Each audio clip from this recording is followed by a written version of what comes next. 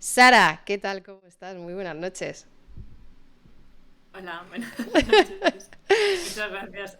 Os voy a decir que tengo el chat abierto. Estaba aquí ¡Oh! riéndome de fondo. Bueno, que estoy aquí, que creo que es importante, no me he ido corriendo. Primera muestra de que sabes capear el temporal. Ya estás aquí después de un rato de chistes malos, ¿eh? Bien. Oye, Pues muchas sí. gracias. Muchas gracias por venir y por no haber salido huyendo ya después de ver el chat. Y muy bienvenida a Twitch, porque justo antes del directo te estaba preguntando, ¿no? Oye, tu experiencia en Twitch, cómo conocías la plataforma, ¿no? ¿Cómo has estado?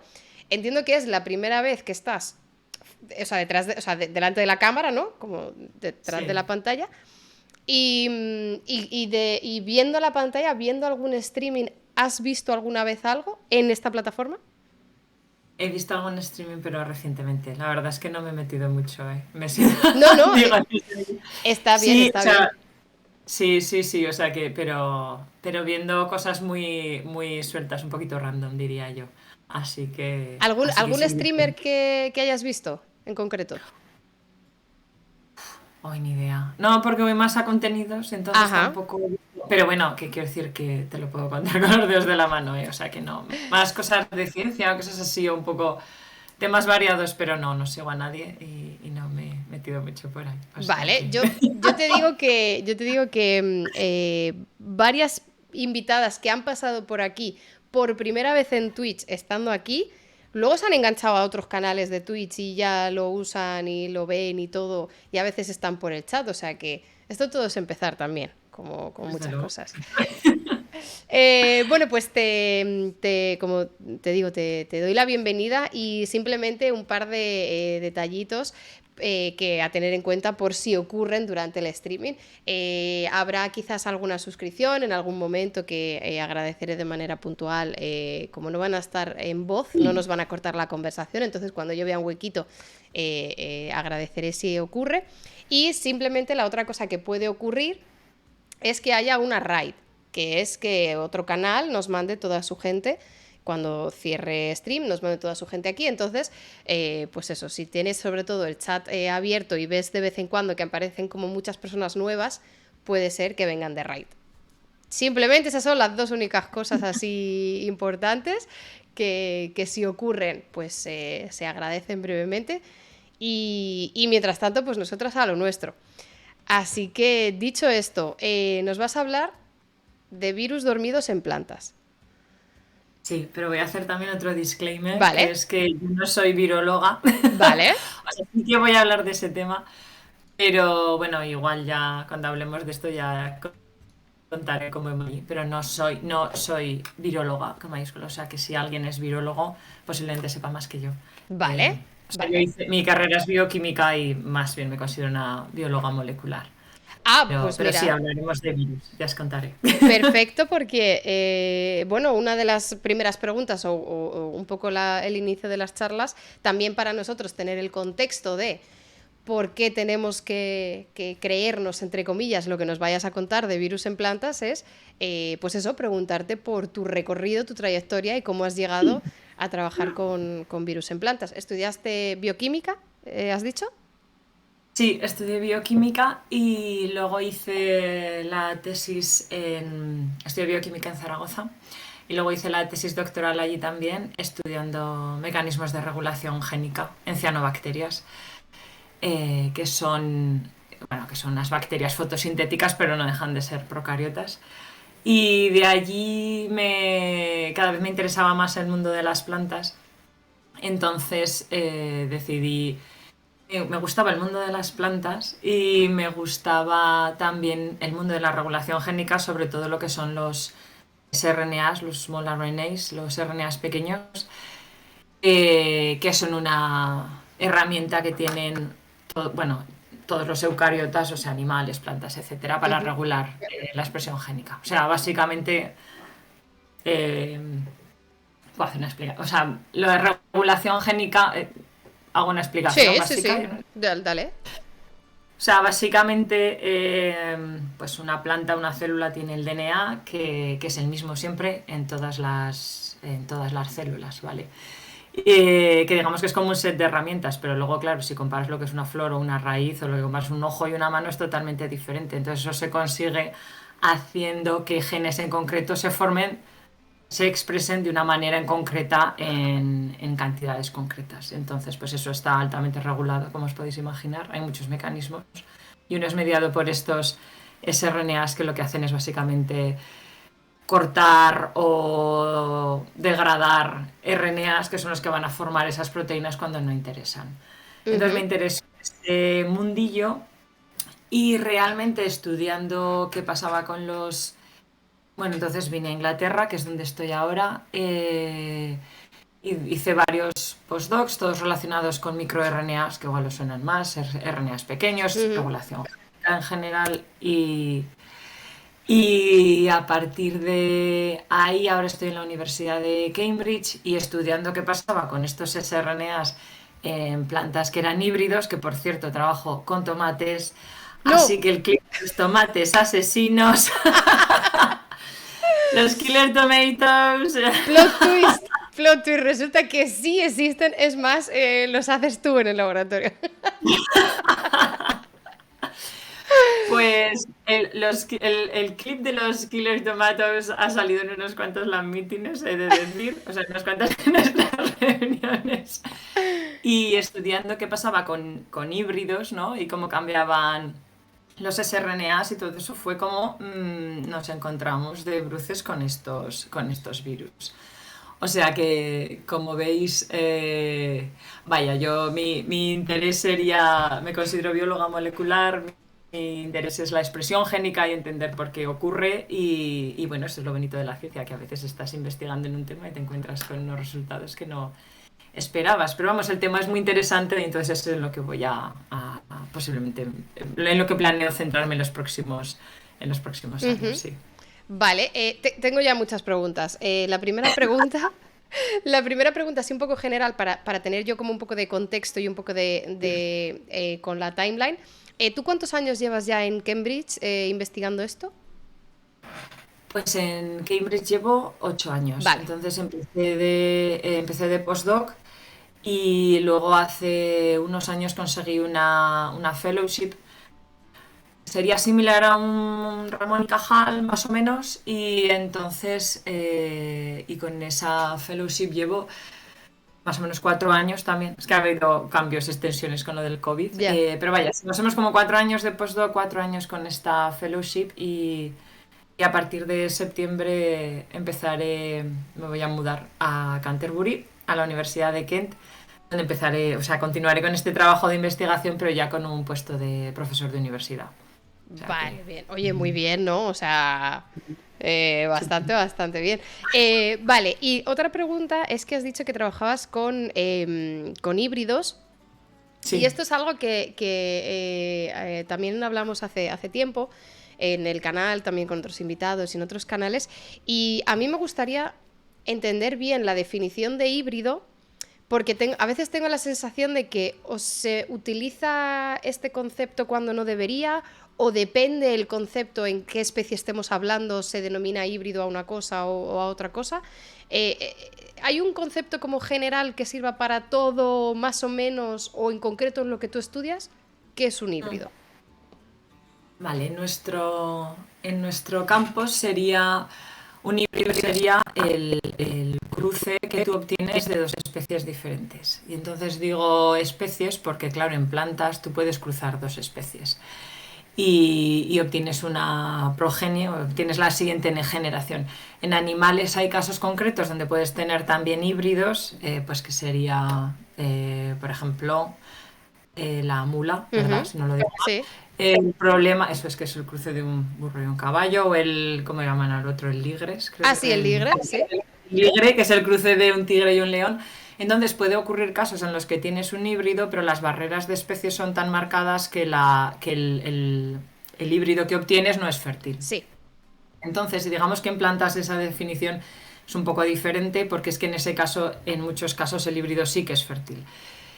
casi todo, bueno, si si la hibridación ocurre, que no ocurre siempre porque hay otros tipos de barreras, pero si la hibridación ocurre puedes obtener una generación de plantas que son fértiles y lo que ocurre es que en muchos casos esta generación, que se suele llamar F1, que sería la primera generación de híbrida, que tendría un genoma que sería la mitad de un padre, la mitad de otro, pues muestran características mejores que los padres en muchos casos. Entonces, por ejemplo, en mi caso, yo cruzo un tomate A con un tomate B, obtengo una generación de híbridos y esos tomates pues producen tomates más grandes, las plantas son más grandes, una mayor cosecha, etcétera. Y ahí radica en muchos casos el interés agrícola Ujú. de las semillas híbridas que en muchos casos venden empresas con el consiguiente coste de la semilla. Pero ¿qué ocurre si luego, por si me lo vas a preguntar después, qué ocurre si luego cogemos de esas semillas y dices, bueno, pues voy a guardar un Ujú. poco, voy a coger las plantas, ¿no? Ya las tengo, crecen súper bien, voy a coger todas esas semillas y el año que viene las planto? Pues lo que pasa en la siguiente generación sería que hay una segregación. Entonces las plantas del cruce vienen un cromosoma de un padre si la planta, o sea, dependiendo del tipo de plantas, pero si es diploide, o sea, tiene dos copias de cada cromosoma, vendría uno de un padre, otro de la madre, y todas las plantas serían, digamos, uniformes Ujú. en ese punto de vista. Si esa planta la cruzas, por ejemplo, en el caso del tomate, la puedes polinizar consigo misma, pero entonces ya tendría segregación. Entonces habría casos que vendrían dos cromosomas del mismo sitio a una planta, otros dos de otro padre a la otra, otros dos que siguen siendo híbridos, y eso para todos los cromosomas, sin tener en cuenta que puede haber trozos de cromosomas que se Que se han recombinen. recombinado. Ujú. Con lo cual, si vas a la siguiente generación, pues entonces ya obtienes una población de plantas muy variada. Algunas pueden tener fenotipos, o sea, algunas pueden mostrar características de interés y otras puede que ya no sean de interés.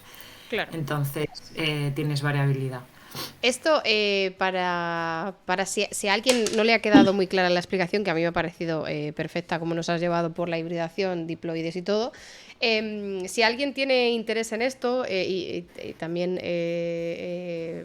para quien no estuvo, hay un Pilares donde hablamos de Mendel. Claro, y Mendel pues explica muy bien esta primera generación, la generación parental, luego la F1, luego la F2, y cómo de plantas con flor blanca hay una generación donde no aparece ninguna blanca y luego puede aparecer otra vez una blanca.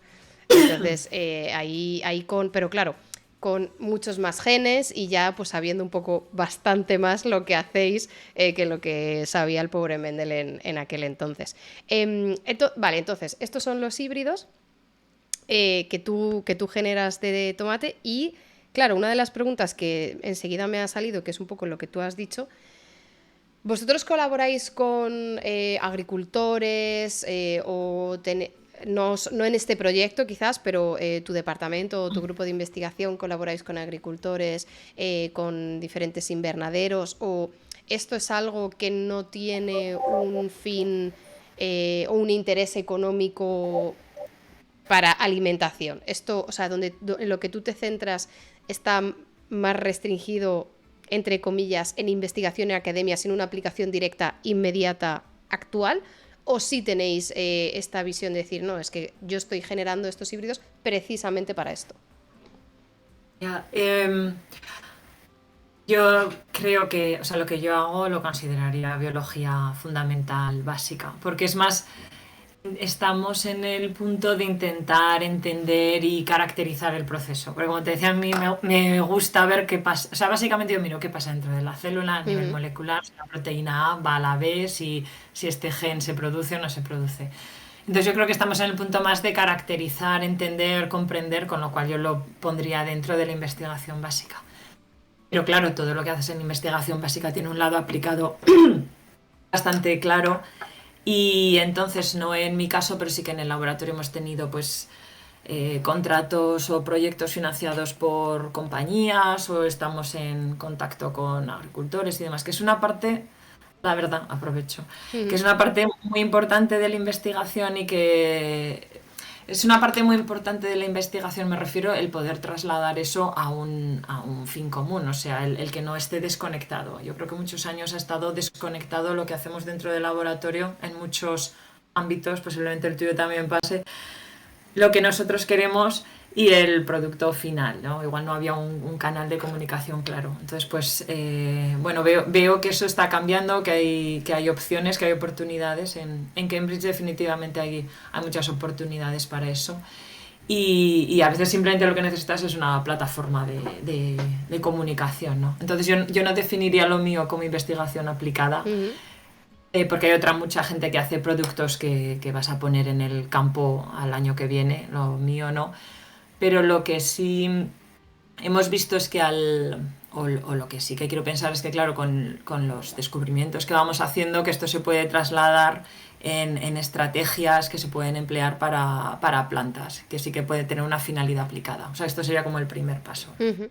Claro, porque de momento hemos hablado de microARNs o bueno, ARNs reguladores, digamos, ¿no? Todos estos sistemas de regulación, que por cierto, la invitada anterior, si no recuerdo mal, dos invitadas anterior, o sea, la penúltima, nos habló de la epigenética, bueno, claro, es que epigenética no es el concepto, pero un poco la epigenética del ARN, que me pareció de lo más complicado del mundo que hay, o sea, que tienes metilaciones en el ARN y te regula todo, de que produces más o es menos accesible. Entonces, tú investigas un poco, ¿no? También estas regulaciones de los ARNs, pero de momento no hemos hablado de virus o cómo encajan los virus en todo esto. Sí, pues nosotros estábamos, o sea, todo esto empezó, estábamos estudiando estos híbridos y de hecho no estaba, me ha venido súper bien tu comentario para dar pie a lo que iba a contar yo. No estaba preparado. No estaba preparado, pero estábamos estudiando no lo que pasa en esta generación híbrido F1 perfecta que tiene todo por igual, sino que estábamos mirando qué pasaba en generaciones sucesivas. Y esto era porque hay un tema bastante interesante que son las modificaciones epigenéticas en el genoma, que están mediadas o se inician con la producción de estos sRNAs. Entonces lo que nuestra teoría era, decíamos, bueno, pues si tenemos estas plantas, hacemos un cruce, podemos obtener, se mezclan genes, se mezclan también sRNAs y entonces uno puede coger e iniciar metilación en sitios diferentes y eso se puede pasar a las siguientes generaciones. Entonces esto nos da para otra charla, pero estos cambios epigenéticos en lo que son mamíferos, por ejemplo, incluyendo humanos, son muy raros porque durante el desarrollo del óvulo y durante la fertilización, etcétera, pues lo que haces es se quita todo. Que se borra todo, correcto. Pero no en plantas es casi al contrario, es como que se reactivan. Y entonces pensábamos que eso, pues que podríamos ver un patrón.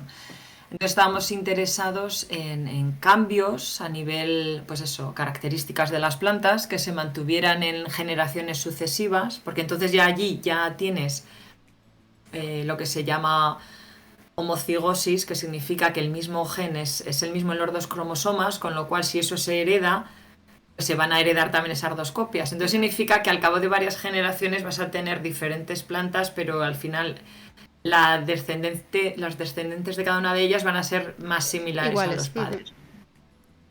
Entonces estábamos interesados en esos cambios que se pudieran mantener y ver si eso lo podíamos linkar con cambios de sRNAs. Voy a llamar sRNAs a los RNAs pequeños, que si no me lío. Vale. Y también si eso lo podíamos linkar a cambios en metilación del genoma.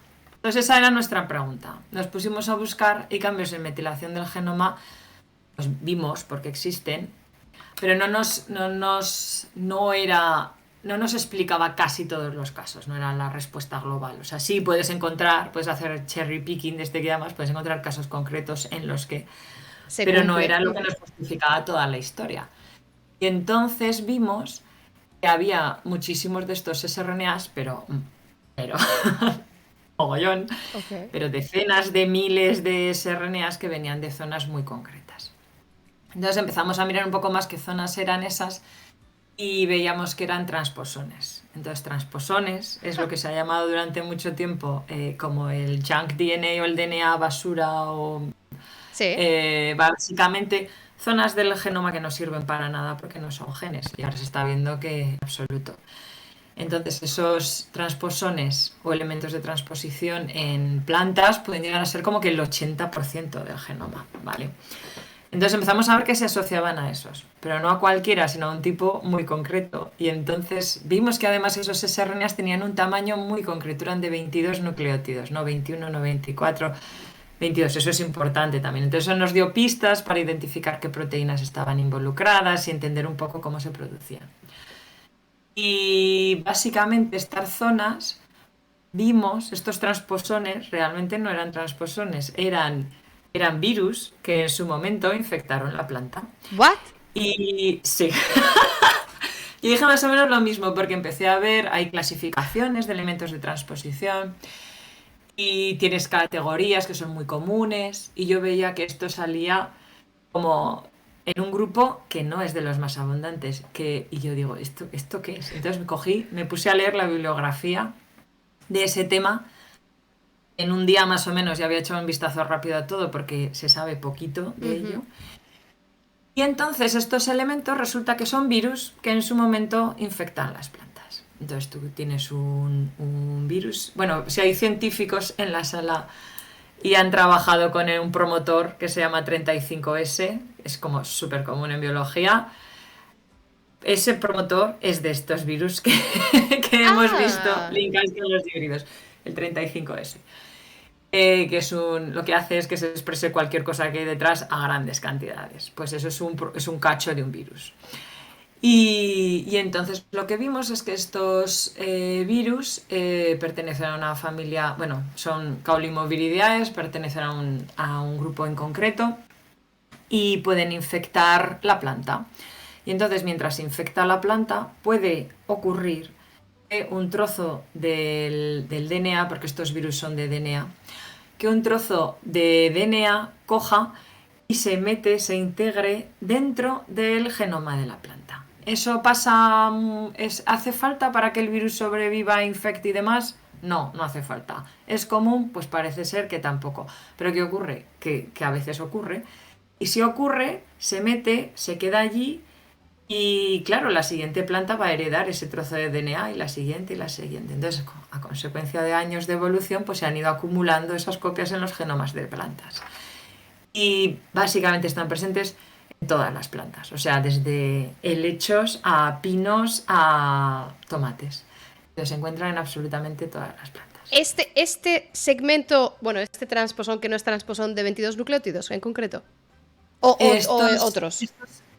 Estos elementos que tienen un origen vírico que son más grandes porque son fragmentos de genomas, o sea, son fragmentos de virus. Lo que vimos nosotros, es cierto que no lo he explicado, lo que vimos nosotros fue una producción de sRNAs, o sea, de estos RNAs pequeños que venían de esa zona. Y entonces nuestra interpretación de eso fue que a consecuencia del estrés de la hibridación, porque no deja de ser un estrés, perdón, que es que a veces se me va la pantalla. No te preocupes. Me he quedado dormida y si me veis que hago así es que la despierto. Que estaba leyendo el chat, perdón. No te preocupes, el chat está para ti, ¿eh? O sea, si tú ves un comentario que quieres coger del chat, adelante, no hay restricciones. Pues entonces, nuestra interpretación de todo eso, intentando no alargarme mucho. La planta tiene un estrés y eso hace que estos virus se empiecen a expresar, que decimos, se empiecen a formar en RNA. Pero ¿qué pasa? Que la planta tiene sus estrategias para evitar esto. La planta tiene su sistema inmune para defenderse de virus. Entonces lo que vimos fue que realmente proteínas que normalmente responden a virus responden específicamente a estos transposones que no hacen con otros, posiblemente porque reconozcan que eran virus en el pasado y que cogen, los hacen así, chop, chop, chop, y lo parten en trozos lo parten en sRNAs, porque esa proteína es lo que hace. Entonces coge ese RNA largo, lo parte como una tijera en RNAs más pequeños de 22 nucleótidos, porque esta proteína, su signature, o sea, su firma es 22. Y entonces nosotros lo que vemos es el producto final, básicamente cómo la planta controla que ese RNA que se ha formado no vaya a dar lugar a un virus, ¿entiendes? Pero a mí es que a mí esto me parece, o sea, tengo muchísimas preguntas porque Claro, o sea, yo sí que había leído y habíamos tenido algunas investigadoras que nos habían dicho que todos tenemos como una firma personal de infecciones víricas que hemos pasado en el futuro, que hay como pequeñas integraciones de material genético de los virus con los que hemos estado en contacto, que parece ser un poquito más común de lo que se creía, aunque no ocurre en cada infección vírica que tienes, ¿no? O sea, entendiendo los Sí, sí, porcentajes. sí, sí. Pero claro, eh, ta- o sea, si estos transposones o estas inserciones de material vírico lo encontramos en plantas como helechos, que son fósiles vivientes, básicamente, Sí. esto es algo súper conservado. O sea, yo pienso en optimización de energía de una planta. Entiendo un mecanismo por el cual se puede integrar este genoma de un virus durante la infección. O sea, entiendo que hay mecanismos que esto puede dar lugar, pero a la planta, si ese genoma no le produce una proteína beneficiosa, pero le cuesta energía replicarlo y mantenerlo generación tras generación, ¿cómo es posible que sigamos teniendo estos trozos de ADN o que las plantas sigan teniendo estos trozos de ADN de muchísimas generaciones o varias generaciones precisamente en estos híbridos cuando tenemos un extra de estrés y de energía? O sea, ¿por qué no los pierden? Ya. Pues bueno, te diré que están presentes en todas las plantas, pero no son las mismas secuencias, Ujú, porque los virus, pues hay virus que van a infectar petunia, hay virus claro. que van a infectar tomate, hay virus que pueden infectar más plantas, otros son más específicos. Entonces son diferentes, pero virus de este grupo grande se encuentran en prácticamente todas las plantas que han buscado. Yo creo que es ahí donde está ahora el punto, que ahora pues con la secuenciación de genomas, etcétera, tienes acceso a una información que está dentro de organismos que antes no tenías, y entonces pues puedes buscar y rebuscar y encontrar cosas que antes no Ujú, pensabas. Y tu pregunta es muy relevante porque claro, es como, bueno, no lo he dicho, no en todas las plantas pueden llegar a producir infección. Hay casos en los que las secuencias están allí, pero bueno, pues conforme el DNA se copia, pues a veces acumulan mutaciones, y entonces eso puede llegar a hacer que ya no, lo que se forme ya no sea productivo, y entonces ya no haga una proteína. Entonces, o una serie de proteínas, con lo cual no puede producir un virus. Pero sí ujú. que se sabe que producen enfermedad, por ejemplo, en plátano.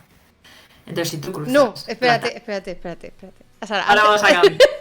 ya tenemos a la gente que ya no va a comer tomates y ahora vamos a tener a la gente que no va a comer plátanos. Bien.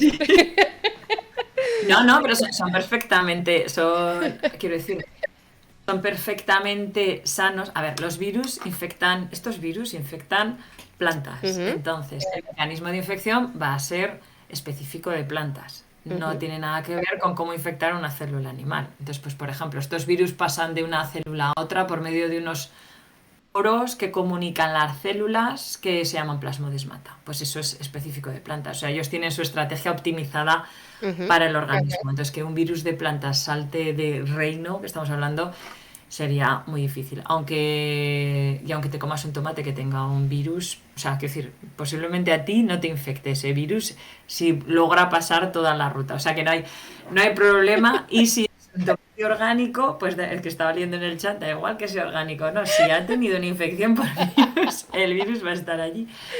El orgánico es que no lo han tratado con un producto para eliminar eso, con lo cual no tiene, si algo, habría más probabilidades que Ujú. tuviera infección por virus. O sea que vaya, pero eso no quiere decir que no sean seguros. Entonces, Bien, plátano. Ah, plátanos. plátano. En plátano sí que pueden llegar a producir la enfermedad. Entonces tú tienes híbrido. Tienes el plátano de postre y la banana, ¿no? O el plátano macho, como lo queramos llamar. Si cruzamos estos dos, lo que ocurre es que este estrés que sienten las plantas, que se suele llamar como shock genómico, pues las plantas notan este estrés y se activa algunas copias de estos virus que están dentro del genoma de la banana, en este caso. Y esto puede llegar a causar enfermedad. Entonces tú tienes un Es que híbrido. esto me está pareciendo fascinante a mí que tengas trozos de genoma de virus que se activan con el estrés de hibridación. Pero si, bueno, estrés de hibridación o estrés abióticos. O sea, abiótico es que no Ajá. lo produce un bicho. Entonces, por ejemplo, en plátano también, pues si riegas mucho el plátano, pues podría ocurrir que tuvieras este tipo de infección por virus. O qué otros tipos. En el laboratorio se suele usar cultivo in vitro, o sea, que crecer las plantas en un medio que no es tierra, sino en un medio con mucha riqueza. Eso se emplea muchísimo en empresas, en empresas que venden plantas, semillas, porque así las propagas, las creces todas exactamente en las mismas condiciones, sin infecciones, etcétera. Pero eso es una especie de estrés para la planta, también puede acarrear que el virus se exprese y algunas otras condiciones. Entonces, claro, yo me imagino siempre al pobre científico que estaba ahí trabajando en esas plantas, le decían, otras se te han contaminado los cultivos. Y realmente la causa está dentro, ¿sabes? ¿Cómo lo detectas? Es algo que está inherente.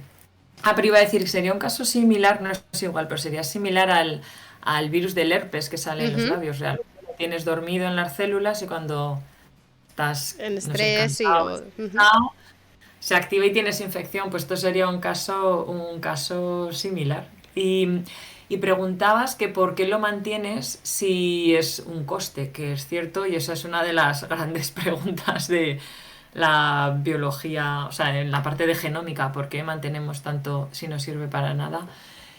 No es que los organismos hagan decisiones Sí, de conscientes, este tipo sí. conscientemente, exacto, gracias, sino que al final es evolución, pero tú esperarías que en algunos casos hubiera reducido. El genoma del Ujú. maíz es un 90% transposones. Sí.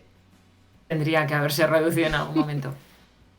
Entonces, lo que normalmente ocurre es que esos elementos están lo que se llama silenciados. Entonces, eso quiere decir básicamente que los empaquetas para que no entre nada. Y ahí entra la epigenética. Los marcas con muchos grupos metilo y eso hace que eso se quede todo muy cerradito, que no pueda acceder y entonces lo dejas ahí guardado. Y así es como normalmente se queda. Lo que pasa es que cuando hay estreses, como un estrés abiótico, como la hibridación se sabe, que por ejemplo los transposones se activan. Entonces lo que se piensa es que la planta o el organismo, porque no trabajo en plantas, necesita sobreponerse a ese estrés. Porque aquí la idea es sobrevivir. Eso es lo único que intentan todos los organismos, sobrevivir. Y si tú no puedes sobrevivir, que sobreviva tu descendencia a producir. Cuando una planta está estresada, produce flores y produce frutos para producir semillas para que la descendencia siga. Si tenéis orquídeas y queréis que florezcan, las podéis estresar de vez en cuando y así se induce la floración, porque la planta está estresada. Aquí doy consejo. Y No tiréis eres el poto. el No briconsejo, tiréis el poto. el briconsejo para hoy. Si Te quieres doy consejo. unas orquídeas bonitas, bonitas, estresa, dice, le gritas. Bueno, a lo mejor hay otra manera de estresar la planta. Sí, entonces, esa es la finalidad. Entonces, cuando hay un estrés, pues lo que puede ocurrir es que la planta necesita estrategias, digamos, de supervivencia. Y entonces, pues, los elementos de transposición pueden crear estrés, pueden crear inestabilidad, pero a la vez pueden hacer que cambios que pueden aumentar la supervivencia de la planta. Entonces, igual en la descendencia siguiente hay alguna un poco diferente. Entonces, hay un ejemplo muy conocido que es cómo se identificaron los transposones, de hecho, fue en plantas, pero cómo se identificaban los transposones fue con unos estudios que hizo Bárbara McClintock, McClintock. una mujer científica pionera, donde vio que el color de los granos de maíz cambiaba y eso es debido a un transposón que va saltando.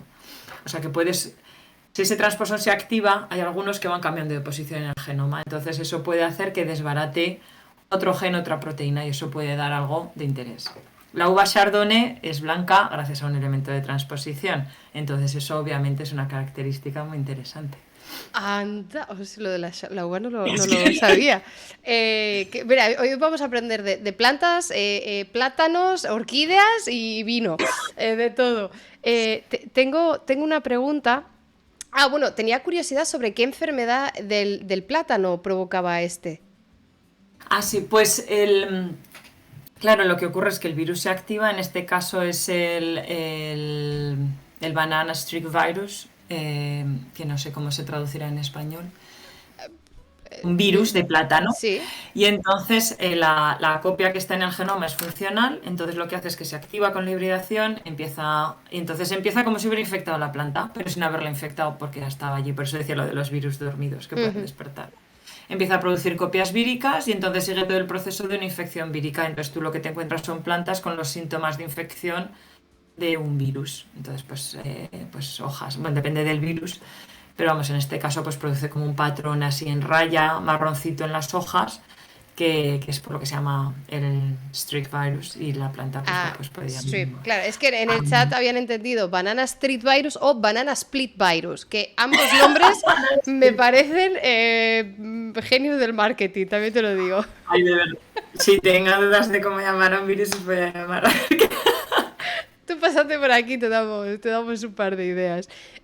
Vale, entonces, claro, si estos transposones o si estos elementos víricos que van arrastrando las plantas en su genoma no generan proteínas funcionales o no generan virus funcional, es como, bueno, pues ya está. O sea, según, claro, según el efecto que te haga, puede ser más o menos aparente en la planta o más o menos dañino, como en el caso del plátano, que esto es como una infección vírica. Y entonces la otra pregunta, que es un poco relacionado con el por qué todavía se mantiene, es, en el caso en el que esos elementos no sean lo suficientemente grandes o funcionales como para provocarle una enfermedad, ¿puede tener un beneficio el hecho de que es como una propia vacuna para la planta, en plan que vuelve a reactivar su sistema inmunitario, entre comillas, o que la predispone para decir, hey, no te olvides de que este virus te puede matar? Sí, es una pregunta buenísima. Pues esto es algo, no, de verdad. Pues o sea, en el caso de tomate, por ejemplo, esos virus, lo que pensamos es, mirando las secuencias, es que no pueden formar un virus funcional. De hecho, estos elementos se emplean muchas veces como si fuera para hacer estudios evolutivos, porque se Ujú. consideran como fósiles de infecciones de virus que igual ya no existen, que están erradicados, pero se mantienen en los genomas de las plantas. Entonces, en el caso del tomate no existe y no pensamos que aunque se activara todo el virus fuera funcional. Entonces, ¿por qué Ok. se mantiene? Pues lo que vimos también fue que lo que pensamos es que estos sRNAs que se producen, o sea, la planta coge, lo nota, lo detecta, lo corta, lo corta, lo corta, produce muchísimos sRNAs. Entonces, como comentaba antes, estos sRNAs son muy importantes para regular qué proteínas se forman y al final, pues, qué pinta va a tener la planta. Y entonces lo que vimos nosotros es que teníamos una correlación, o sea que básicamente podíamos hacer un link entre los sRNAs que se producían y cambios que veíamos en la planta. Y los cambios los veíamos a nivel de expresión génica, que es Ujú. como, mira, pues esto. Entonces la teoría que tenemos es que igual que han sido como domesticados por la planta. Entonces Ajá. básicamente estaban allí, se activan con el estrés, porque va, digamos, en su naturaleza, Codificación, porque sí. tiene Ujú. este tipo de estructura, sí, ya no van a ser funcionales, ya no van a ser víricos, han acumulado mutaciones, no van a producir un virus, pero lo que ocurre es que eso dispara la respuesta inmune de la planta lo parte en sRNAs pequeños que pueden encontrar otros genes a los que regular. Entonces los que vimos fue que podría ser una manera para la planta de percibir el estrés, ¿sabes? Ajá. ¿Cómo nota la planta que es producto de un híbrido? Pues no se lo cuentas. Entonces pensamos que es Claro. como una especie de señal. Hay un estrés, se activan los transposones. Por ejemplo, en este caso, estos en concreto, estos trozos de virus. ¿Van a producir infección? En tomate ya no, pero la planta responde a ellos igualmente. Y entonces todos esos sRNAs pueden cambiar la expresión génica. Entonces, imagino, esto es lo que básicamente voy a hacer en los próximos años. Lo que pienso es que esto puede haber dado lugar a ayudar a las plantas a aclimatarse a nuevas situaciones y que eso puede estar detrás de que estas secuencias se hayan mantenido en tantísimos organismos después de tantísimas infecciones y no se hayan ido perdiendo. Entonces decías decías que podía ser, que si esto podía hacer como que la planta fuera más resistente en el futuro a otro tipo de infecciones y de hecho se ha hecho, yo lo veo muy factible, yo lo veo muy lógico, Ujú. lo que creo es que no tenemos suficientes evidencias en este momento como para decir que sí. Creo que hay como algún artículo científico donde han hecho algún estudio, pero estaría muy bien hacerlo como un poquito más a gran escala para generalizar, pero tendría muchísimo, muchísimo sentido. También porque estos, y eso no lo he dicho, estos RNAs pequeños reconocen a las dianas por complementariedad. O sea, básicamente buscan la secuencia que es la contraria a la Ujú. suya, ¿no? Entonces, si tú generas sRNAs contra una secuencia de virus, cuando el próximo virus infecte la planta, no en el caso de tomate, pero por ejemplo en el caso del plátano, que sí que existe este virus en la naturaleza, si la célula ya tiene, si la planta tiene un reservorio de esos RNAs pequeños, esos sRNAs, pues entonces puede que sea la respuesta muchísimo más rápida. Lo que Claro. pasa es que yo creo que falta todavía más estudios para generalizar esto. Como decía, estamos un poquito en fase de entender cómo se producen y cómo se regulan estos RNAs derivados de estos virus y cómo es el ciclo de vida de estos virus. Me parece fascinante, tengo un montón de preguntas. Antes de darte la siguiente pregunta, voy a darle las gracias a un donante anónimo que le ha regalado una suscripción a La Planta de Serezade. Pues nada, pues muchas gracias. No sé a cuál de todas las plantas le ha regalado una, pero muchas gracias a ese donante anónimo.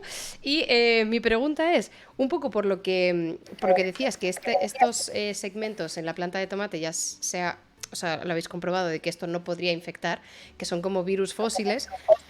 Y siempre que hablamos de virus fósiles, virus que están en el permafrost, virus que no sé qué, siempre sale la típica noticia escandalosa de esta, no sé, clickbait y todo esto de no reviváis virus que no tenemos contacto desde hace muchos años porque a lo mejor no tenemos herramientas contra ellos.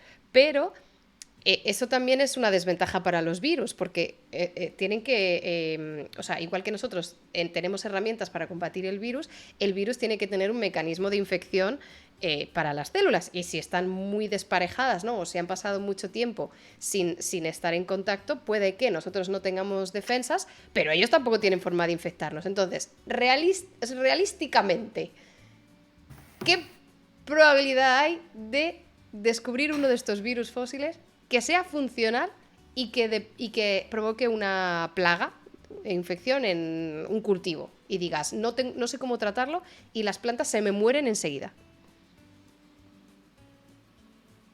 Vale.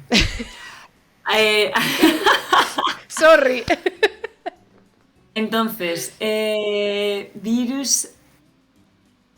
Claro, sería posible el encontrar virus en genomas de plantas que no conocemos. O sea, claro, básicamente, pues como lo del genoma humano, ¿no? Uh-huh. Pues ahora se aplica también a plantas y entonces cada vez encuentras más genomas. Los de las plantas son más complejos porque son gigantescos en muchos casos y entonces pues son un reto, pero se están también secuenciando.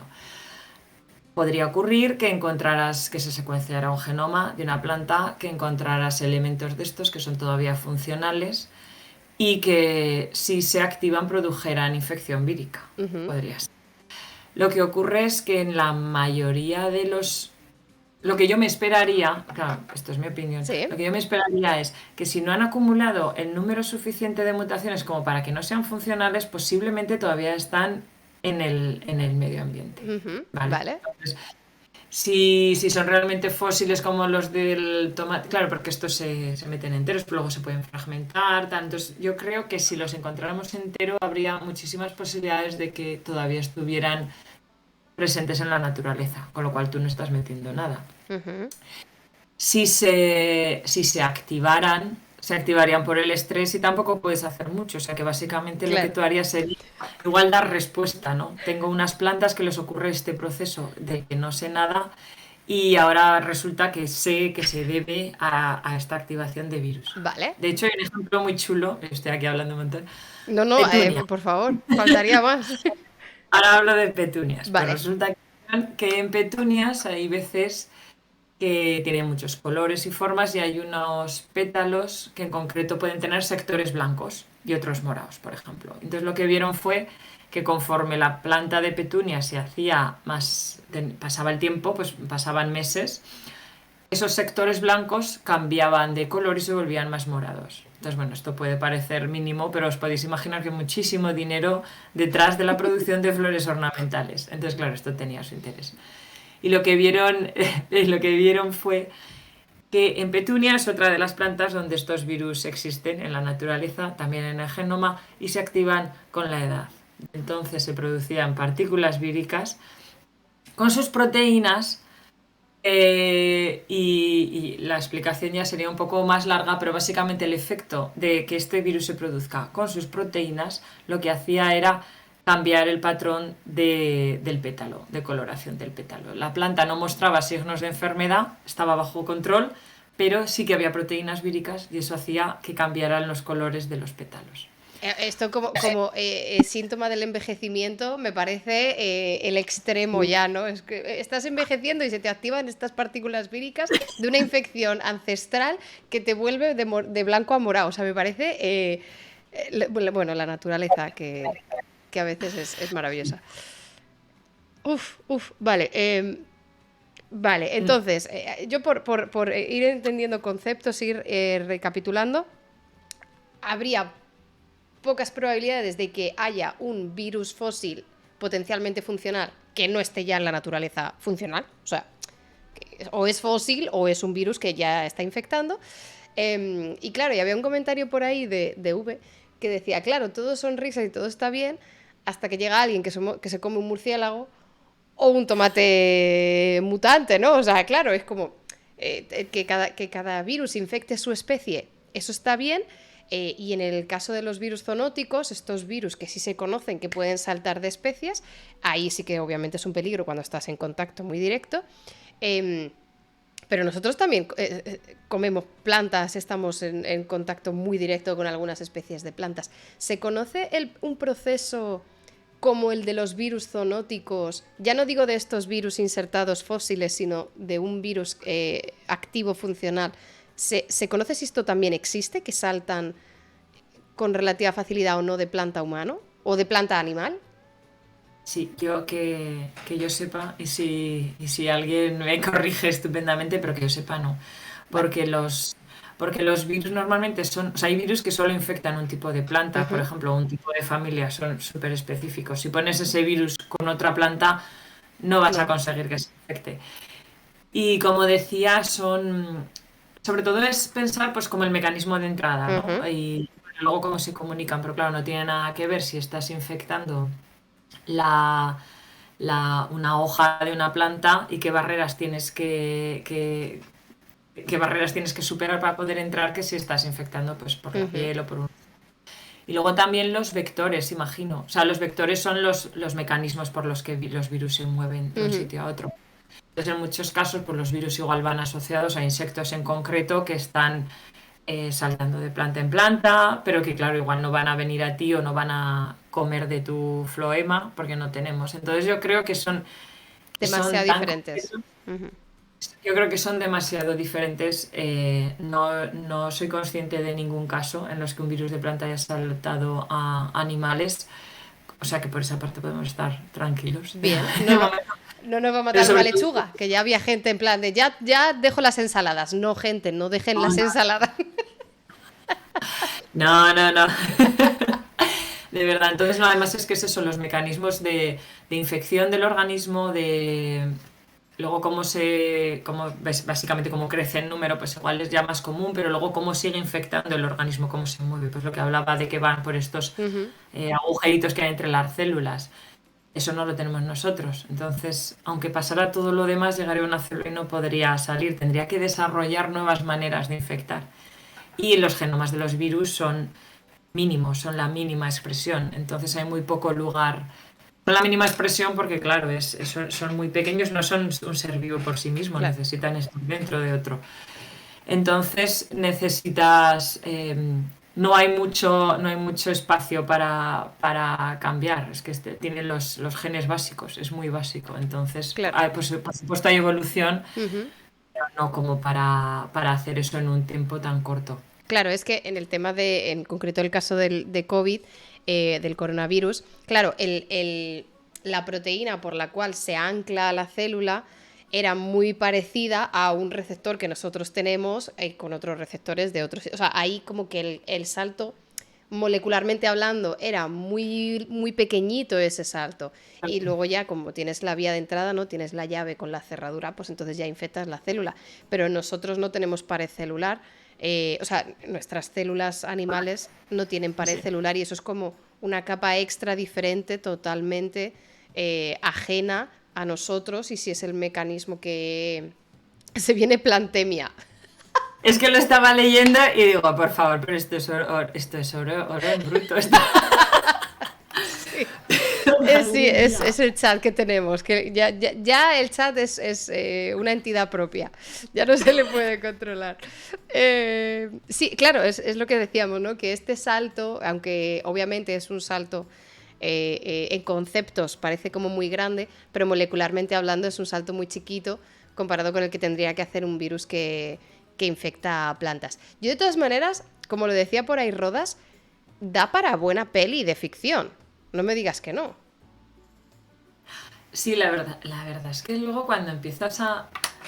Dice, cuando yo empezaba a leer de esto, cuando encontramos estos resultados y lo empezaba a leer y veías, ¿no? Que es que se activan con estrés, que se activan con hibridación, con cultivo in vitro y sobre todo, ¿cómo se te va a ocurrir que si tienes una producción de plantas que se muere, digamos que el 20% de tu producción la pierdes? Tú Ujú. creces híbridos, el 20% lo pierdes. ¿Cómo vas a pensar que se debe a un virus que está dentro de la planta? De una planta que obviamente tú no has modificado. O sea, yo los híbridos que yo manejaba es un tomate cultivado, o sea, son tomates normales, uno que es una especie cultivada, Ujú.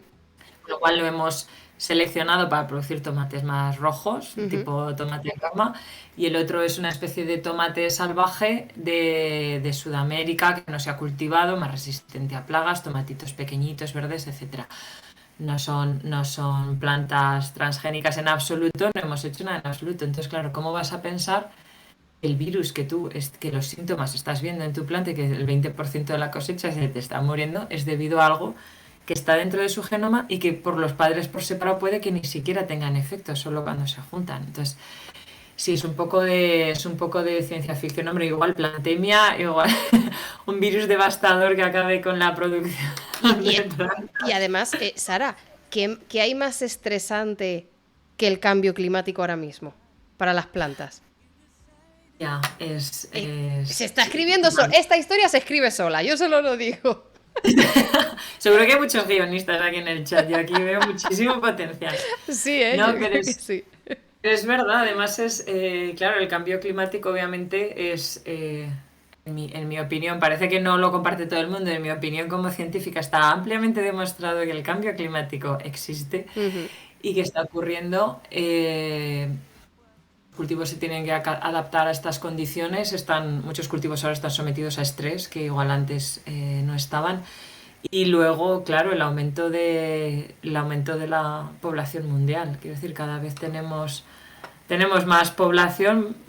O sea, a ver, ¿cómo es esto? En el año 2050, o sea, que está aquí al lado, de aquí Sí, a 25 años, 30 años, pues va a haber 9 billones de personas en el planeta y ahora mismo no hay se nos va. suficiente.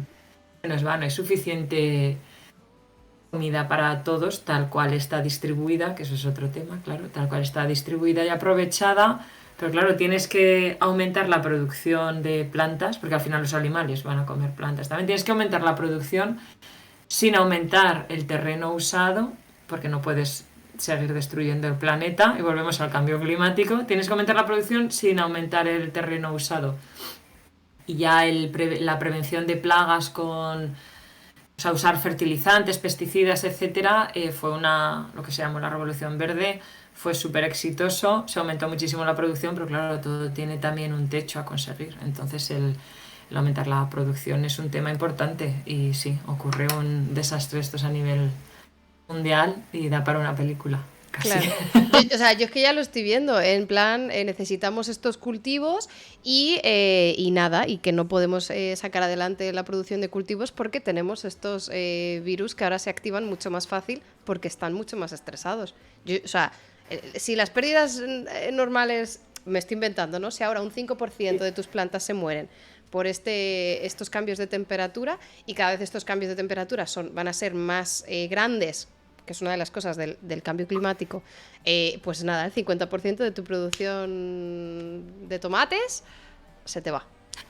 Claro, nosotros solo lo hemos visto en Ujú, tomate, pero bueno, lo bueno, o sea, por una parte, no en todas las plantas va ujú, a codificar para un virus funcional, plenamente funcional, eso por una parte, y por otra parte la planta tiene sus estrategias para claro. intentar controlar esta infección. Entonces también ay, que se me va ahora. Cuando estábamos hablando al principio de si hacía investigación básica o Sí. aplicada, pero claro, la cosa es que, por ejemplo, nosotros con nuestro trabajo lo que identificamos fue esta proteína que Ujú, corta estos transcritos en RNA. Básicamente, si los cortas ya no forma el virus. Entonces, por ejemplo, eso es algo, investigación básica fundamental, pero claro que puede aplicarse. O sea, de hecho, una de las cosas que querría hacer es mirar si eso se puede emplear como una diana biotecnológica para prevenir infecciones de virus en esos casos en los que sí que puede ocurrir. Entonces, claro, toda esta investigación básica luego se puede claro. hacer de translacional. Ujú.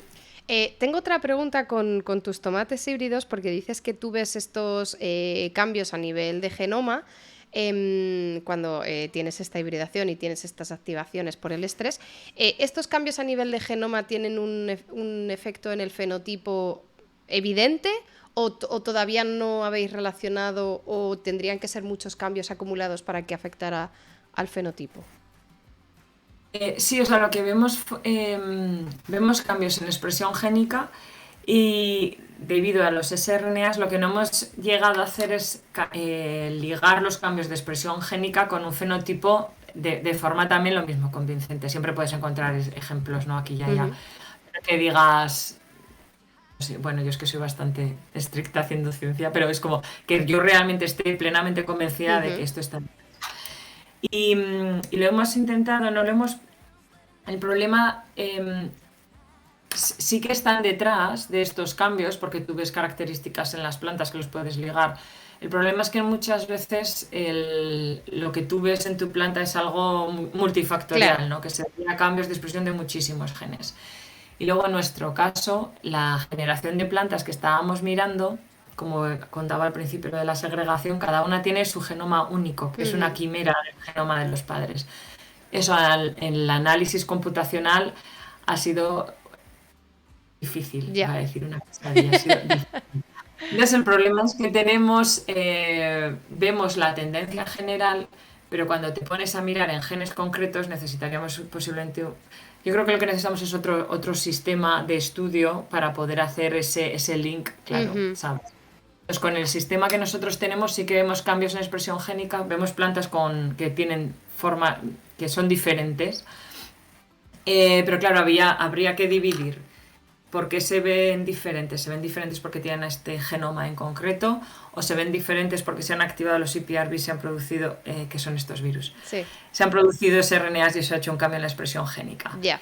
Y el cambio que puede actuar en un gen va a ser responsable de este cambio de este cambio en esta característica, tan claro puede ser debido a muchos genes. Entonces era como un estudio demasiado complejo para hacerlo, o sea, genome-wide, ¿no? Mirando a Ya, todo el genoma. Igual para un caso en concreto puedes profundizar. claro, claro. Hay un comentario de Martí en el chat que dice: nosotros vamos a participar en un proyecto de virus de la patata que se da, dice, querer recordar en Ecuador y ver si es posible que se dé en Europa. Pues mira, pues al final había alguien que más o menos estaba en el ámbito de virus en plantas. Pues Martí, La patata también tiene para retrovirus, pero bueno, porque la patata y el tomate están relacionadas, son solanáceas las dos. Entonces hay muchas cosas que son comunes. ajá, Ah, pues mucha gente. Sí, imagino que estarás mirando un virus que es funcional, presente y que realmente es un problema para la claro. producción de patatas, Es pero lo que yo entiendo, porque si es, dice la patata Que es más ¿Cómo que es más nutritivo? Ah, no, vale, eso es otro comentario de Don Quijote, entre Don Quijote y Madaferba, que del Golden Rice, que también lo estuvimos viendo hace unas semanas aquí en stream, como generar el Golden Rice. Pero claro, mira, precisamente, ¿no? A lo mejor tú tienes un proyecto de investigación para desarrollar un alimento modificado genéticamente para que sea más nutritivo o para que contenga la vitamina X o lo que sea, o el betacaroteno o lo que sea, y resulta que en el sitio donde tú lo insertas, que está en un transposón o elemento no codificante que pa' qué, resulta que es una partícula, o sea, un trozo vírico, o que eso activa un estrés porque donde se inserta no sé qué, no sé cuántos, y no te funciona y no sabes por qué. Claro. O sea, quiero decir que a Mira, lo mejor no es el virus que tú estás estudiando, pero el mecanismo que tú estás estudiando puede ayudar a generación de plantas transgénicas o simplemente controlar los cultivos. sí, podría ser. Sí, al final, claro, no sé, cuando hacemos plantas transgénicas, claro, pues tienes que hacer réplicas, ¿no? Como en todo en el laboratorio, tienes que repetirlo varias veces porque muchas veces tienes la que es rara y no sabes por qué y no le das explicación. E incluso te diré que, claro, obteniendo plantas transgénicas pasas por cultivo in vitro. Ujú. Entonces, van, sin más, la transcripción. O sea que al final ves que está todo ligado. Había una pregunta que decían, que cómo se mutaba una planta o se Sí. mira su ADN. Que realmente con las plantas se hace igual que con cualquier otro organismo. Bueno, igual mejor, quiero decir mejor, con las plantas no tienes a veces las barreras éticas Ujú. o que tienes con otros organismos. Pero vamos, para mirar, sí que yo digo mirar el DNA, lo que normalmente se hace es secuenciación masiva, entonces lo que haces es sacarle el DNA de la planta, el cromosoma, y con unas máquinas, no sé si habéis hablado de single molecule. Bueno, hay diferentes técnicas, pero la que está más en boga es single molecule, que tiene como una proteína que te hace un agujerillo, pasa por ahí el DNA en una cadena, y entonces eso hace un cambio en el campo eléctrico, un cambio de voltaje, y entonces eso ya está, se sabe cada nucleótido del DNA, que son 4. En principio, si metes modificaciones son 4 básicos y entonces según el nucleótido que es, da un cambio en el voltaje y entonces se va escribiendo la cadena. Así es como se mira a día de hoy el DNA, el genoma entero, si no hay otros métodos. ¿Y cómo se hacía una planta, cómo se muta una planta? Ujú. Pues hay diferentes maneras de... O sea, yo no he trabajado con plantas mutantes de momento, en esto que os estoy contando, sí que Ujú. hacemos plantas transgénicas en el laboratorio. Y bueno, para mutar el DNA, sin más, hay muchos métodos y uno, por ejemplo, es pues meterle radiación ultravioleta o químicos, etcétera, y eso va a producir mutaciones al azar no dirigidas.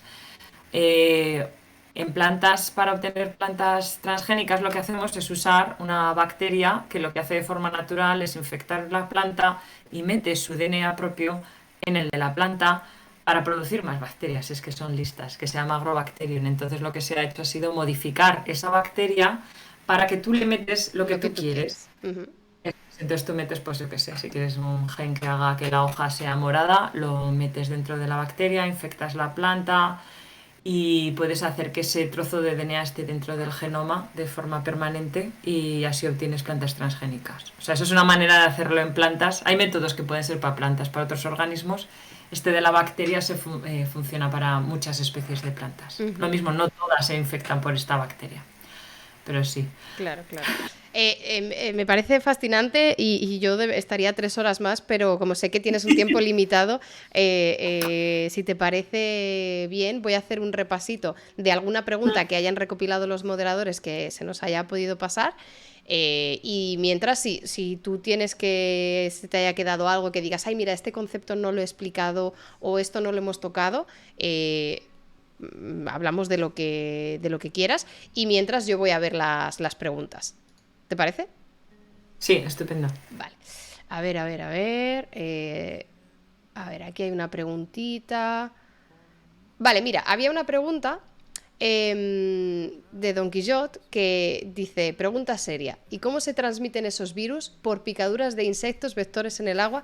Esto es un poco para, la retomo como pregunta general, porque has dicho que obviamente el sistema de infección puede ser específico de planta y también específico de vector, ¿no? Dependiendo, ¿no? Sí. del virus que estemos hablando, virus funcionales, no estos fósiles. Y aquí pregunta dos ejemplos, por ejemplo, picaduras de insectos, ¿no? O presencia de insectos que llevan estos virus y vectores en el agua.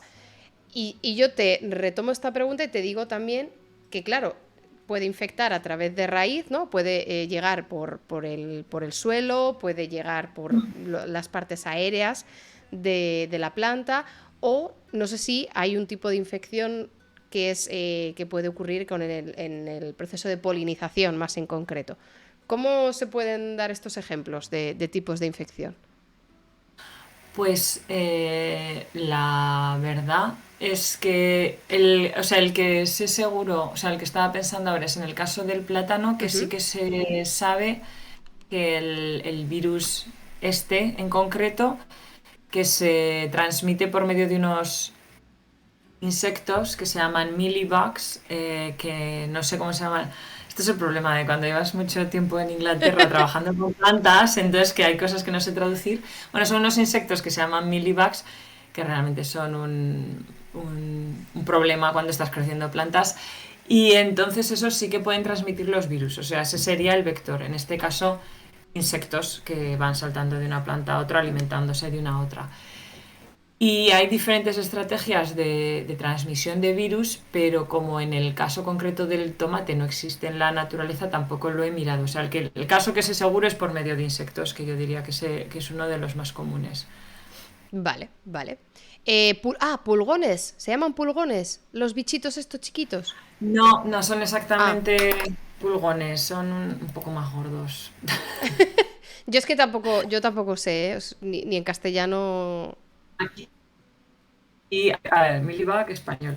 Aquí va claro, yo además hice bioquímica, o sea, cochinilla, ¡Ah, las cochinilla. cochinillas! Cochinilla, gracias Google, cochinilla. Ah, pues esa, mira, pues la cochinilla que es que va a sonar a spam, porque es spam, pero yo hago un podcast y en un episodio hablé de la cochinilla que da el pigmento rojo, que también puede ser Sí, un tipo de plaga en unos tipos de plantas en Canarias y en Andalucía. Pues mira, pues las cochinillas se llaman mealybugs. Ah, no sabía. cochinillas. Sí, pues sí. Bien, bien. ¿Alguna preguntilla? A ver, voy a coger otra preguntilla más. Mira, una pregunta de Madaferba, un poco por el tema de estas... en concreto el del plátano. Me gusta el ejemplo del plátano porque puede generar el virus funcional. Pregunta Madaferba si las plantas pueden actuar, entre comillas, como reservorio. O sea, si se le puede Ya. considerar reservorio. En principio yo creo que sí, y de hecho, no, no, es muy buena pregunta. Porque, claro, es que con esto de la infección, tú lo que pensarías, bueno, para humanos, pero también para plantas, claro, lo que pensamos sería, bueno, pues llega un virus y cuanto más letal, mejor, ¿no? Claro. Sí. Porque así coges y te cargas al huésped enseguida. Ujú. Pero claro, vamos a poner el caso plantas, que es menos trágico que si no me dan con lo de la pesadilla. En el caso de las plantas, tú eres un virus, pero quieres tener tiempo de duplicarte, de producirte y de extenderte por la planta y de contaminar más partes de la planta para que haya más insectos que vayan y se te lleven a otras plantas o cómo funcione. Entonces, claro, tienes que ser letal, pero no demasiado, en Claro. principio, ¿no? Sería como que esa sería la solución más favorable. Entonces, sí podría ocurrir en el caso de estas plantas, claro, hasta que la planta muere, desde que se inicia la infección hasta que la planta muere, la planta va a estar produciendo virus, con lo cual cualquier insecto, pongamos por caso cochinillas, Ujú. que están por allí, pues podrían coger y capturar algunos de estos virus y favorecer la dispersión de los virus. No todos los virus tienen los mismos mecanismos, o sea que no es esto general, pero claro, sí podrían actuar de reservorios. Respecto a copias que están activas, Claro. respecto a estas copias que están integradas en el genoma, hombre, pues sí se podrían considerar reservorios en el sentido de que Ujú. aunque estén silenciadas, que llamamos, latentes, dormidas, como quieras, durante mucho tiempo, pero claro, no dejan de estar allí, que en algún Claro. momento podrían despertar. Si Yo, no he respondido a tu pregunta, dímelo. Sí, sí, sí, no, y a cualquiera, todas las preguntas que estamos recogiendo, si hay algo que no entiendo yo bien de la pregunta o qué tal, podéis a puntualizar obviamente en el chat, faltaría más. Hay una pregunta también que es un poco tangente, ¿vale? Es un poco que pilla así un poco en tangente porque el día en concreto que hablamos del Golden Rice y de estas cosas decíamos, claro, tú metes, generas una planta transgénica o en este caso tienes una planta con unos elementos víricos que a la planta le puede tener un efecto X. Cuando hacemos el Golden Rice, el objetivo de generar esta planta es, obviamente, mejorar la alimentación, ¿no? Mejorar la nutrición de las personas humanas o sea, de los humanos que comen este tipo de arroz, pero hay muchos otros organismos que pueden acabar alimentándose o de estas plantas transgénicas o de tu tomate híbrido que tiene estos elementos víricos. Claro, si es un elemento vírico que no es funcional, pues no hay duda. E incluso si fuera un elemento vírico funcional que no infecta al pájaro que se come el tomate, pues tampoco habría duda porque lo que hemos dicho antes no salta, ¿no? Pero si fuera un elemento como el del Golden Rice que tú introduces un gen, ¿hasta qué punto podemos controlar que el efecto que nosotros estemos buscando quede limitado solamente a una mejoría en la nutrición humana y no estemos modificando el ecosistema por completo? Tú estás introduciendo este gen en una planta nueva o tú tienes estos elementos víricos en esta planta que al final esta planta cuando se acabe degradando o cuando otros organismos se alimenten de ella, etcétera, etcétera, hay como restos, o sea, ¿cómo podemos traquear estos elementos? ¿Hasta cuándo, hasta dónde está el límite del efecto y de la dispersión de esta planta transgénica o de estos elementos víricos? Con la... Igual es más fácil visualizarlo con la planta transgénica, así que Vale, voy a ir a sí, sí, ello. sí. Cuando, claro, el problema, si la planta se degrada y pasa al suelo, pues ya no habría ningún problema, porque claro, el DNA no deja de ser DNA, se va a Se acabar acaba. degradando, necesita maquinaria, así que por eso no sería ningún problema. Sí que con las plantas transgénicas, y claro, esto hay una mucha documentación legal detrás sobre la contención, ¿no? Cómo tratas esas especies. Y entonces para eso hay diferentes estrategias si la contención es algo que te preocupa. Quiero decir, preocupa al Sí. país, digamos. En algunos casos la planta transgénica tampoco va a aportar una ventaja a la planta que lo tenga. Entonces, por ejemplo, en el caso del Golden Rice, porque produzca más vitamina A, eso no le va a aportar una ventaja a la hora de adaptación, por ejemplo. Caso igual, incluso peor. Desventaja Entonces, en será. ese caso podría ser diferente de una planta que sea resistente a un herbicida. Por ejemplo, igual no quieres que eso se vaya pasando a otras plantas que no sean transgénicas o que no haya cruces con transferencia horizontal, etcétera, etcétera. Entonces, para eso hay estrategias como, por ejemplo, hacer que la planta no sea fértil. Entonces, si realmente te preocupa la contención, bueno, puedes crecerlas en un sistema Sí. contenido, obviamente, para salir al exterior, que es como trabajamos pues con organismos patógenos, plantas transgénicas, etcétera, etcétera, en los laboratorios. Tenemos unas medidas de seguridad también, laboratorios especiales e invernaderos especiales para ello. Pero luego ya en campo pues hay estrategias como, pues por ejemplo, hacer que las plantas no sean fértiles. Y entonces de esa manera consiguen por una parte que tengas que comprar semillas todos los años y por otra parte consiguen que eso sea una medida de contención. O Claro. sea que ahora van a probar o están en proceso, bueno, en el Reino Unido se pueden cultivar plantas editadas genéticamente, que sería diferente a lo que entendemos con el concepto de, o sea, el modificadas genéticamente sería lo que siempre entendemos por transgénico. Hay otra técnica nueva basada en CRISPR, que habréis oído, ganó premio Nobel y todo eso, y que se llaman editadas genéticamente, entonces digamos que es como un poco más fino. El Reino Unido está permitido ahora cultivarlas, las barreras legales son menores y en la Unión Europea están replanteándose cambiar el sistema que hay, hacer legislación nueva, de hecho están elaborando un borrador en el momento. en estos momentos.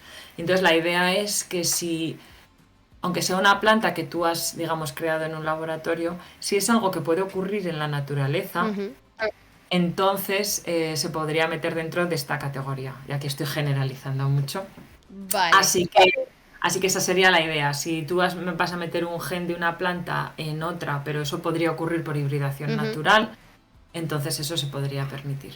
Con lo cual, en ese caso, la contención, pues no sé qué texto elaborarán, pero igual no es tan importante porque realmente no estás haciendo más, es algo que podría ocurrir en la naturaleza. Los agricultores han estado cruzando plantas desde hace tiempo y el tomate cultivado de ahora no tiene nada que ver con el que cogieron en Sudamérica en su momento, ¿no? Entonces haces Claro. selección.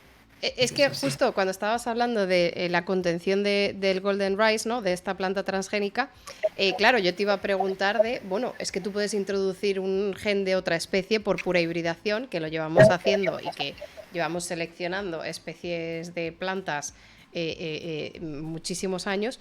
Entonces, lo que tú haces no se considera plantas transgénicas, pero a lo mejor se considerarían edición genética. Realmente el estudio o sea, lo que hemos hablado hoy Sí. son todo plantas naturales, son híbridos que se han producido de forma natural. Yo no he modificado ninguna. Estos virus, o sea, Claro, los, claro, sí, claro, esos son no. esos híbridos. Claro, esos están así y no son modificados. Y luego, pues en estrategias, pues claro, pues puedes hacer transgénicas, puedes hacer edición génica. O sea, es como un poco más. Con la edición génica, digamos que es un poco más, lo llaman como tijeras moleculares, tal. Ujú. Es un poco más fino, más dirigido, con lo cual también esperas que haya menos cambios que no controlas. O sea, cuando haces, por ejemplo, bueno, hablaba antes de que puedes hacer mutagénesis, que puedes inducir mutaciones con un compuesto químico, Ujú. todo el genoma sin control, por Claro, ejemplo. Y puede ser que una te dé una planta que te interesa, pero tú no sabes en un gen, pero no sabes qué ha pasado en el resto de claro. los tres genes que tenga tomate o en otras zonas. Entonces, pues bueno, sí cambiará un poco la regulación.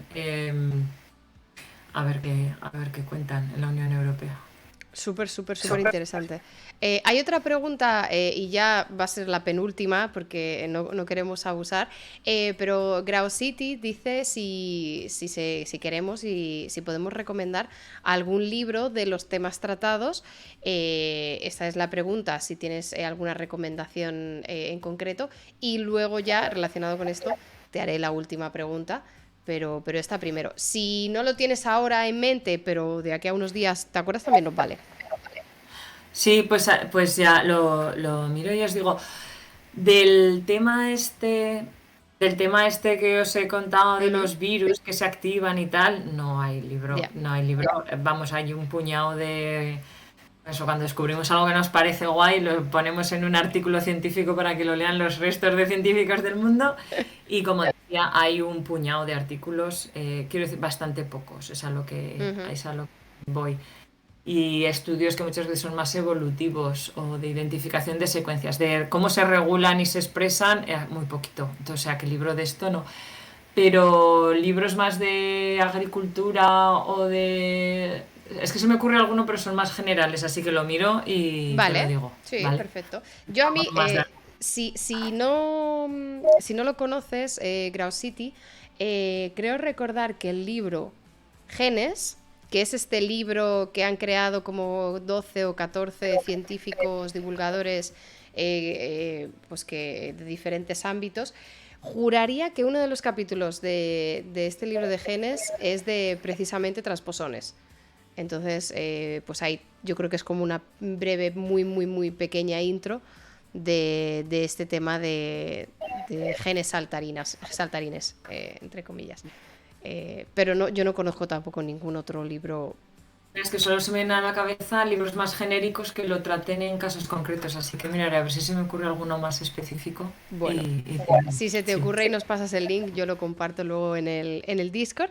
Y bueno, y entonces aprovecho esa pregunta de Grau City para hacerte, si te parece bien, la última pregunta que le hago a todas las personas que pasan por aquí, que siempre es la misma. Gracias.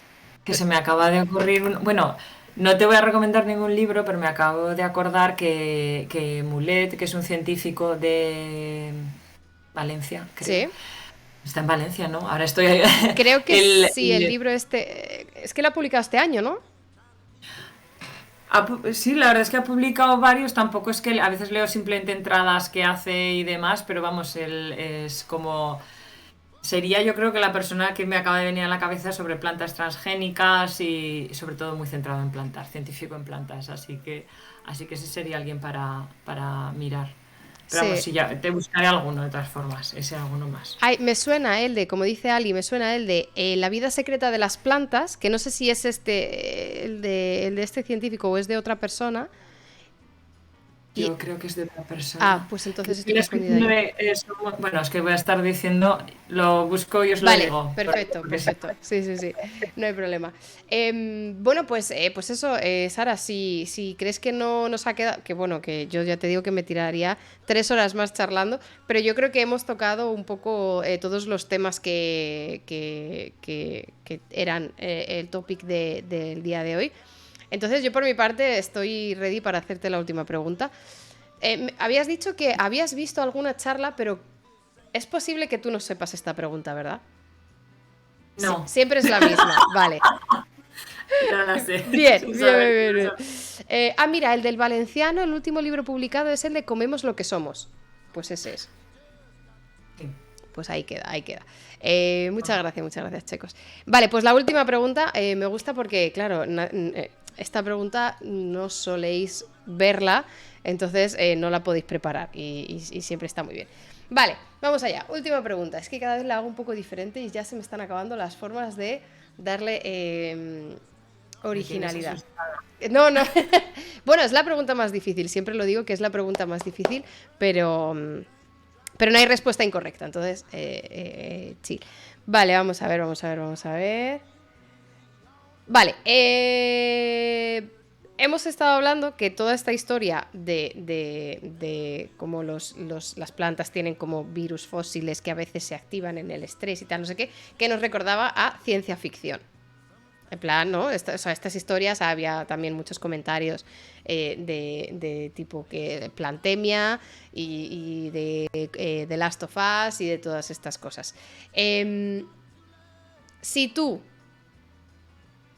fueras ahora mismo, dijeras, dejo la ciencia, me voy a convertir en guionista de películas, de novelas o de lo que sea, ¿quién sería, qué autor o autora sería tu máxima inspiración y que digas, es que estas o las obras de esta persona para mí me hacen ver el mundo de una manera diferente y sería mi fuente de inspiración para yo perseguir mi carrera artística? Puede ser un pintor, puede ser un escritor, puede ser un cantante, puede ser lo que sea. Una persona que digas, lo que crea esta persona es puro arte.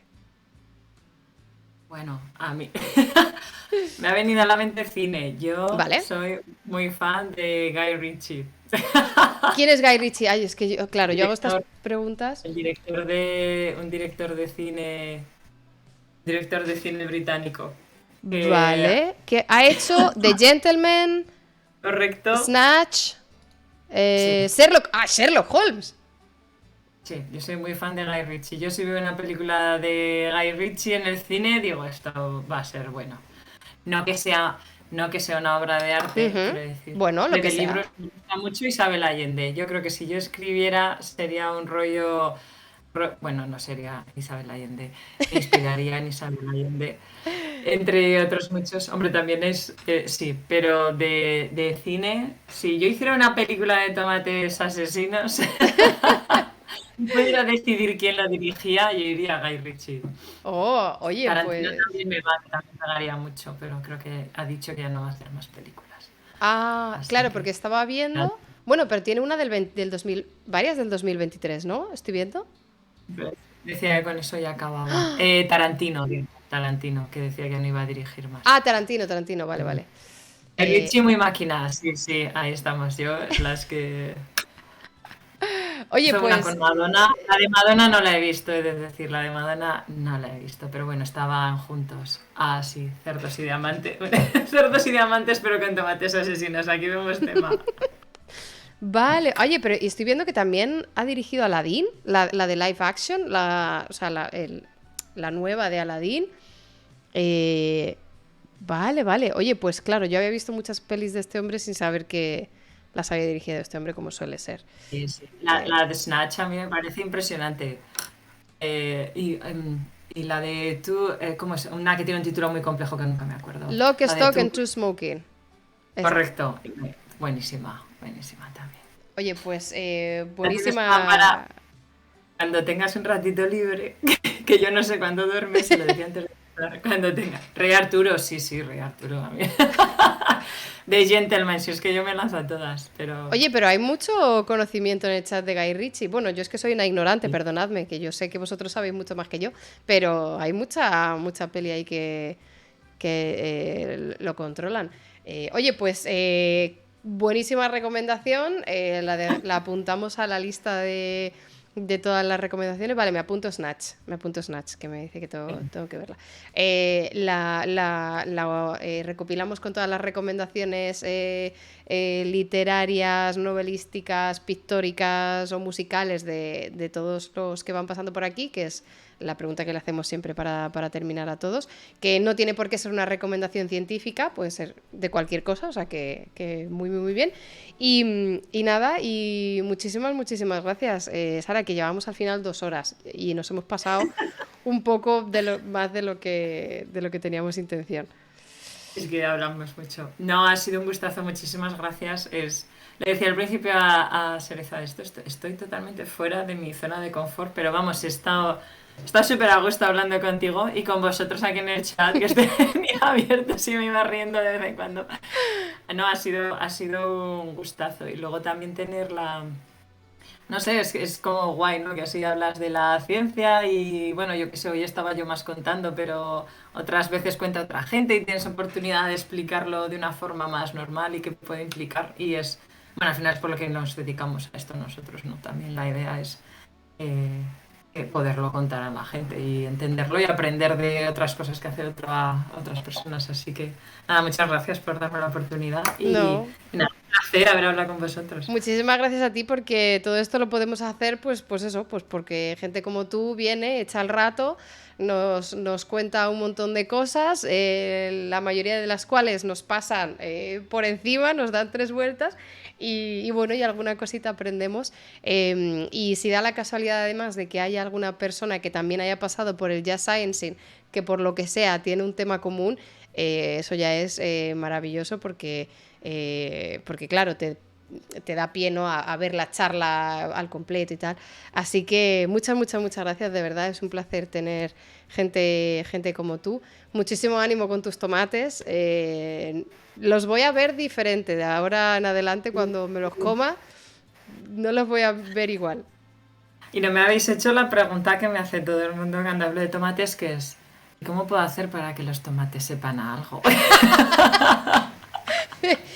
Claro, porque nos has dicho cómo hacer que florezcan las orquídeas, cómo hacer que las petunias no envejezcan, ¿no? O no les salga la raya morada, que los plátanos no enfermen, pero no nos has dicho cómo hacer que el tomate no sepa a poliespan. Ya, eso. Cultivarlos, lo del huerto a casa. No, bueno, eso es para otro tema, pero Casi, lo hemos intentado, gente. No teníamos no hemos conseguido la respuesta, pero bueno, a lo mejor en algún paper futuro lo encontramos. Oye, pues sí. muchas Pues gracias. nada, Un besazo. muchas gracias. Hasta luego. Chao.